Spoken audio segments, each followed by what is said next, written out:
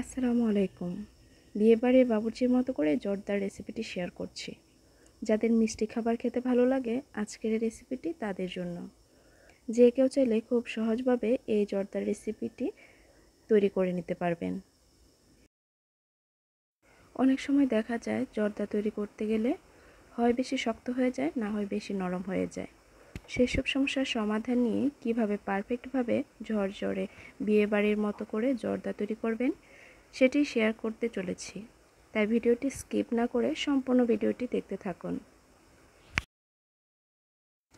আশা করি ভিডিওটি ভালো লাগবে। ভালো লাগলে লাইক, কমেন্ট এবং শেয়ার করতে ভুলবেন না, আর চ্যানেলটি সাবস্ক্রাইব করে পাশে থাকবেন। এখানে আমি জর্দা তৈরি করার জন্য চিনি গুঁড়া পোলার চালটা নিয়েছি, আর চালটাকে ভালোভাবে ধুয়ে পানি ঝরিয়ে নিয়েছি। আপনাদের হাতে যদি সময় থাকে তাহলে চালটা ধুয়ে আধা ঘন্টার জন্য ভিজিয়ে রেখে দিবেন, তাহলে ভাত রান্না করার সময় ভাতটা বেশ ঝরঝরে হবে। এদিকে আমি একটা কড়াইয়ে পানি দিয়ে দিয়েছি, পানির মধ্যে দিয়ে দিয়েছি জর্দা রং। জন্য এখানে আমি অরেঞ্জ ফুড কালারটা ব্যবহার করেছি। এবার পানিটাকে ফুটিয়ে নিব। জর্দার ভাতটা রান্না করার জন্য এখানে পানির কোনো পরিমাপ নেই। পানির পরিমাণটা বেশি হলেই ভালো, এতে ভাতটা ঝরঝরে হয়। পানিতে যখন বলক আসতে শুরু করেছে এ পর্যায়ে আমি চালটা দিয়ে দিয়েছি, আর চালটা দিয়ে নেড়ে দিতে হবে। না হলে অনেক সময় দেখা যায় চালটা ফুটন্ত পানিতে দেওয়ার সাথে সাথে পাত্রের তলায় লেগে যায়। আর ফুল আছে ভাতটা রান্না করে নিতে হবে। জর্দার ভাতটা রান্না করার সময় ভাতটাকে 80% সেদ্ধ করে নিতে হবে, ভিতরে কিছুটা শাঁসের মতো থাকবে। তো এখানে আমার ভাতটা 80% সেদ্ধ হয়ে গেছে। এখন ভাতটাকে চুলা থেকে নামিয়ে একটা চালের মধ্যে ঢেলে দিব, এতে ভাতের মধ্যে থাকা সম্পূর্ণ পানিটাই ঝরে যাবে। এখন ভাতটাকে একটা সাইডে রেখে দিয়ে চুলায় একটা প্যান বসিয়ে দিয়েছি। এর মধ্যে দিয়ে দিচ্ছি 1 চা চামচ ঘি। ঘিটা গলিয়ে নেব। ঘিটা যখন গলে আসবে এ পর্যায়ে এর মধ্যে দিয়ে দিব 4 টুকরো দারুচিনি আর 5-6টা এলাচ দিয়ে এটাকে ঘির মধ্যে ভালোভাবে ভেজে নিব, এতে খুব সুন্দর একটা সেন্ট ছড়াবে। এলাচ এবং দারুচিনি হালকা কিছুটা ভেজে নিয়ে এর মধ্যে দিয়ে দিয়েছি চিনি। জর্দা রান্না করার জন্য আমি 1.5 কাপ পরিমাণ পোলার চাল নিয়েছিলাম, সেজন্য এখানে আমি 1.5 কাপ পরিমাণ চিনি দিয়ে দিয়েছি। চিনিটা দিয়ে এর মধ্যে দিয়ে দিয়েছি 1/3 কাপ পানি। এখন নেড়ে চেড়ে চিনিটাকে পানির সঙ্গে মিশিয়ে নিব, এতে চিনিটা তাড়াতাড়ি গলে যাবে। এখন ফুটতে শুরু করেছে। এ পর্যায়ে এর মধ্যে দিয়ে দিয়েছি 1/2 কাপ মতো কিশমিশ। এখানে আপনারা চাইলে কাঠবাদাম, কাজু বাদাম, পেস্তা বাদাম এগুলো ব্যবহার করতে পারেন, এতে আরও ভালো টেস্ট আসবে। এবার আমি কিছু কমলার খোসা টুকরো টুকরো করে কেটে নিয়েছি, এগুলো ফুটতে থাকা চিনি সিরাপের মধ্যে দিয়ে দিলাম, এতে জর্দার মধ্যে খুব সুন্দর একটা ফ্লেভার অ্যাড হবে।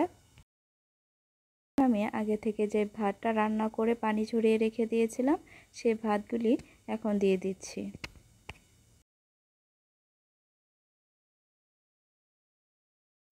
ভাতগুলো দিয়ে হালকা হাতে নেড়ে দিব।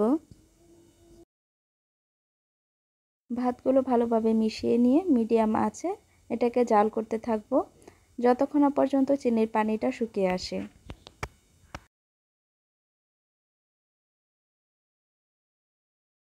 কিছুক্ষণ জাল করে নেওয়ার পর চিনির পানিটা এখনও পুরোপুরি শুকায়নি, এ পর্যায়ে আমি যে কমলার খোসাগুলি দিয়েছিলাম সেগুলো উঠিয়ে ফেলে দিচ্ছি। আমি সবগুলি কমলার খোসা বেছে বেছে ফেলে দিয়েছি। এদিকে চিনির সম্পূর্ণ পানিটাই শুকিয়ে এসেছে। এখন চুলাটা অফ করে দিব। চুলাটা অফ করে দিয়েছি। এখন এই জর্দার মধ্যে দিয়ে দিব ছোট ছোট করে কেটে রাখা মোরব্বা। এই মোরব্বাগুলো আমি ঘরেই তৈরি করেছিলাম। দেখুন কতটা সুন্দর লাগছে মোরব্বাগুলো, একদম সাদা আর ভেতরটা জুসি।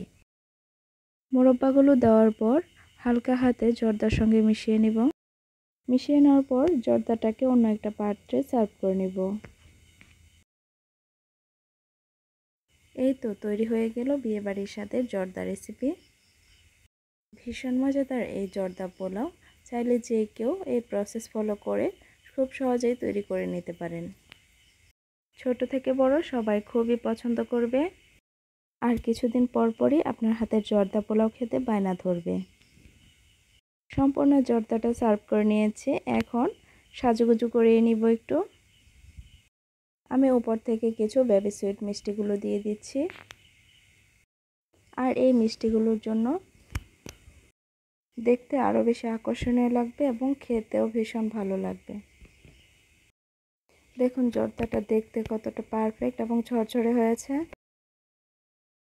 জর্দাটা এখনও বেশ গরম আছে, ঠান্ডা হয়ে যাওয়ার পর এটা আরও বেশি ঝরঝরে হয়ে যাবে। আশা করি সবাই ট্রাই করবেন।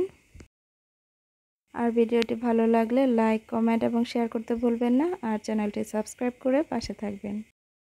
সবাই ভালো থাকবেন, সুস্থ থাকবেন। আজকের মতো এখানেই বিদায় নিচ্ছি। আল্লাহ হাফেজ।